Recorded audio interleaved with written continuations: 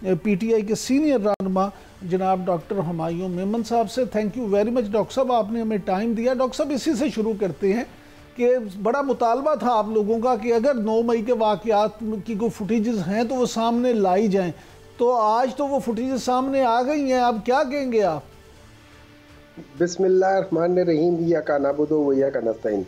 देखें, ये फुटेजेस तो ये हमेशा से सामने थी, लेकिन इन फुटेजेस के अंदर आप बताएं कि जो तोड़ फोड़ कर रहे हैं आप उन लोगों की शनाख्त करें। आप ये बताएं इमरान खान कहाँ था, आप ये बताएं यास्मीन राशिद ने कहाँ तोड़ फोड़ की है, आप ये बात बताएं कि एजाज चौधरी साहब ने किस जगह पे आग लगाई है, आप ये बात बताएं कि बाकी लोगों ने, सरफराज चीमा ने, इन लोगों का कहाँ कहाँ क्या क्या किरदार था जो किसी के घर के अंदर घुस के उन्होंने किया है। घर के बाहर घुस के अगर कोई बदतमीजी बात की है, कुछ की है, उसका ताल्लुक इन क्या कह सकते हैं उसे, मिलिट्री कोर्ट्स के साथ उसका कोई ताल्लुक नहीं है। अगर कोई घर के अंदर जाके तोड़ फोड़ किए, जिन्होंने किया उन्होंने गलत किया, और जैसे अमेरिका में उनको आइडेंटिफाई करके विद इन मंथ्स उनको दे दिया, आप भी करें और इनको यहाँ पे नई आवाम के सामने इनको कोर्ट में लेकर आए, इनके ऊपर जिरा करें, इनके ऊपर क्रॉस क्वेश्चनिंग करें, तो फिर हम भी देखते हैं, आप भी देखते हैं। हमने ये सारी चीजें देखी और हम उनको बहुत सारे तरीकों से,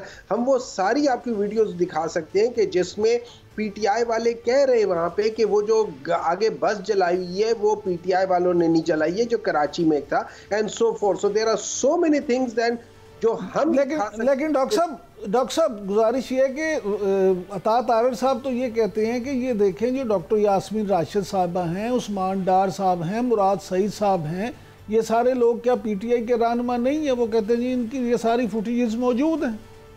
उनकी कौन सी फुटेज मौजूद है? जो यास्मीन राशिद साहिबा की कौन सी फुटेज मौजूद है? उनकी 2 फुटेजेस आपने हमेशा से उसमें चल रही हैं। एक फुटेज जो वो लिबर्टी चौक में थी, उन्होंने कहा कि चलते हैं उस जगह पे, ये उनके घर के सामने एहतजाज कर, कोर कमांडर हाउस की तरफ, बिल्कुल कोर कमांडर हाउस के सामने जाके करते हैं। दूसरी फुटेज ये थी कि उन्होंने ये कहा था कि कोर कमांडर घर के अंदर कोई ना जाए, ये जो अंदर जा रहे हैं ये शर पसंद है। ये भी उन्होंने ही कहा था, मैंने नहीं कहा था। तो अगर आप इन दोनों को लेकर करें तो वहां जाके उनके उस कोर कमांडर के घर के सामने जाके एहतजाज करना, लेकिन उसके घर के अंदर जाना बिल्कुल गलत बात है। उनके घर के जाने से रोकने के लिए वो बात कर रही थी। हमने देखा है उस जगह पे एक वो थी कि जो हमारे जो पिंडी के क्या था MNA थे, ठीक है, उनके वहां पे था, उनको जब पकड़ के किया था, उन्होंने जो बयान दिया था और उससे पहले का बयान जब उनका आया था, उन्होंने कहा था कि इमरान खान ने कहा हुआ है कि पुरअमन एहतजाज करना है, किसी ने कोई तोड़ फोड़ नहीं करनी। ये सारी चीजें जब हम सामने आके करेंगे, क्रॉस क्वेश्चनिंग करेंगे, हमारे लॉयर्स को छोड़ दे, मैं क्रॉस क्वेश्चनिंग करूंगा तो करूंगा, लेकिन अता तारड़ साहब की आप क्या बात करते हैं? मतलब आई यू रियली सीरियस के यू कोटिंग अता तारड़ साहब? डॉक्टर साहब, तो फिर क्या इसकी वजह क्या है? आज इस कॉन्फ्रेंस की आपके नज़दीक वजह क्या है? क्यों ये प्रेस कॉन्फ्रेंस इतना की गई? देखिए, मैं इनकी 2 वजूहात हो सकती है। या तो उनको पता चल रहा है कि उनकी, जैसे आज जज साहब ने वो सारे जो केसेस थे इमरान खान के खिलाफ, 4 केसेस थे, उनको उड़ा के रख दिए जस्ट बिकॉज कि उसकी कोई एविडेंस नहीं थी और उसमें पुराने रेफरेंसेस भी दिए गए थे कि ये है ये, और बगैर किसी वजह के। और अच्छा, मज़े की बात ये है कि उसमें जो पुलिस अफसर या जो सिपाही जिसने, हवलदार वगैरह जिसने भी FIR काटी है, उसने कहा है कि यार ये एक साजिश हो रही थी और उसने वो साजिश अपने सीनियर्स को बताई नहीं। ये सारी चीज़ें जब हम सामने जिस तरह, तो आपको एक ज़रूरत पड़ती है कि अपने गलत काम को जस्टिफाई करने के लिए आप और झूठ बोलें, एक बात। नंबर 2, आप कोई गलत काम करने लगे हैं या कर रहे हैं, उसको जस्टिफाई करने के लिए आप झूठ बोलते हैं अवाम के सामने। ये लोग बगैर झूठ के, इन लोगों ने ये 2 याद करें, इन्होंने बगैर झूठ के आज तक कोई काम नहीं किया, शुरू से लेकर आज तक। चाहे वो कर्ज उतारो मुल्क सवारों का झूठ था, चाहे वो एवन फील्ड के पैसों का झूठ था, चाहे वो ये वाला, हर किस्म के झूठ इन लोगों ने किए, हर किस्म के झूठ। तो उस लिहाज से अगर आप मुझसे पूछें तो I will totally ignore what they are saying. हाँ, लेकर जाएं, हम खुद कहते हैं। देखिए, मैं एज अ विक्टिम जो जेल में, मैं कहता हूँ प्लीज़ मेरे खिलाफ सबूत लेकर आ जाए, और अगर मैंने गलत किया है मैं माफ़ी भी मांगूंगा, मुझे सज़ा भी दे, मुझे माफ़ ना करना, मैं खुद कह रहा हूँ ये। लेकिन अगर मैंने गलत काम नहीं किया और अगर आप लोग गलत तरीके से मुझे रख रहे हैं तो ये गलत है। और ये आप भी जानते हैं, ये मैं भी जानता हूँ, ये अवाम भी जानते हैं। अच्छा डॉक्टर साहब ये फरमाइएगा कि क्या बुशरा बीबी अमन पीटीआई की क़यादत संभाल चुकी हैं? देखिए, to the best of my knowledge Bushra Bibi साहिबा ना तो पॉलिटिक्स में हिस्सा लेती हैं, ना वो लेना चाहती हैं, ठीक है। That is to the best of my knowledge, ठीक है। अब इस तरह ये है कि इमरान खान के साथ किसी को मिलने नहीं देते, किसी पॉलिटिकल लीडर को मिलने नहीं देते, तो इसका मतलब ये है कि इमरान खान के पास जो इंफॉर्मेशन जारी है, पॉलिटिकल इंफॉर्मेशन जारी है, वो तकरीबन ना होने के बराबर है। अब जब इंफॉर्मेशन आपके पास सही नहीं होती, जो आपके डिसीजंस जो होते हैं ना, वो डिफरेंट होते हैं या जो भी होते हैं।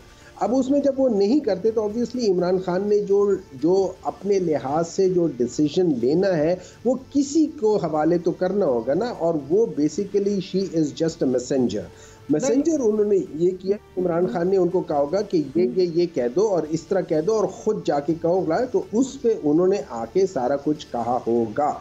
तो वो फिर आपका मतलब ये है कि जो पार्टी इजलासों की वो सदारत कर रही हैं, या वो जो ये हदायत जारी कर रही हैं कि जो बंदा भी एहतजाज में बंदे नहीं लाएगा वो पार्टी से फारिग होगा, तो ये सारी चीज़ें सियासत नहीं है, सिर्फ वो पैगाम रसानी कर रही हैं? ये देखें, इस तरह ये सियासत इमरान खान कर रहा है जेल में बैठ के। उसके सियासत के जो बड़ा वज़न है या बड़े कद की वजह से ये सारे डरे हुए हैं, ये उसके साथ उसके टीम को मिलने नहीं देते। अब उस जाइंट ने, पॉलिटिकल जाइंट ने डिसीजन लिया है कि ये करना है, और जिस कासिद को ये काम दिया है वो इत्तेफाक के तौर पे जिसको इजाज़त मिली थी, या उनकी बहन है या उनकी बीवी है। इन दोनों ने अपनी अपनी जगह पे अपना अपना काम किया, और उनकी इमरान खान की बातें आगे बयान किए। उन्होंने सदारत नहीं की, उन्होंने पॉलिटिकल कोई नहीं किया, लेकिन हाँ उन पॉलिटिकल लीडर्स को पैगाम पहुंचाने के लिए वो वहां जरूर थी। इसमें कोई बुराई नहीं, इसमें कोई डॉक्टर साहब शेर अफजल मरवत साहब जो हैं, जो आपके अपने साथी हैं, उनका ये कहना है कि जी बानी पीटीआई की अहलिया और उनकी बहनों की कॉल पे कोई पीटीआई वर्कर निकलेगा। आपका इस बारे में क्या ख्याल है? देखिए, इससे यह है कि अगर मैं ये कहूँ कि ये कॉल बुशरा बीबी की है या अलीमा खान साहबा की है, तो फिर और बात है, फिर मैं कहूँगा कि शायद मैं उनकी बात नहीं मानूंगा। लेकिन मुझे पता है ये कॉल उनकी नहीं है, ये कॉल इमरान खान की है। ये इमरान खान की तरफ से कॉल आई है और it has been narrated to us, ठीक है ना।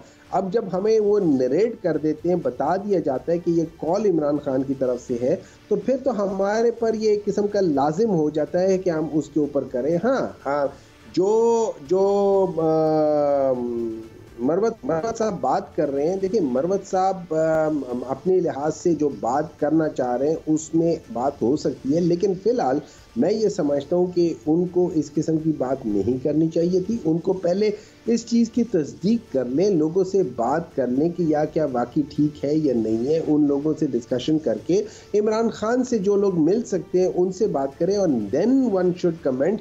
तो मेरे लिहाज से मैं थोड़ा सा रिजर्वेशन शो करूँगा इस किस्म के बयानात से, क्योंकि ये कुछ नहीं करता, इससे कोई फ़र्क नहीं पड़ेगा, इस बयान से कोई फ़र्क नहीं पड़ेगा, क्योंकि मैं जो मर्जी बयान दे दूँ या मरवत साहब जो बयान मर्जी दे दें, It stands nowhere।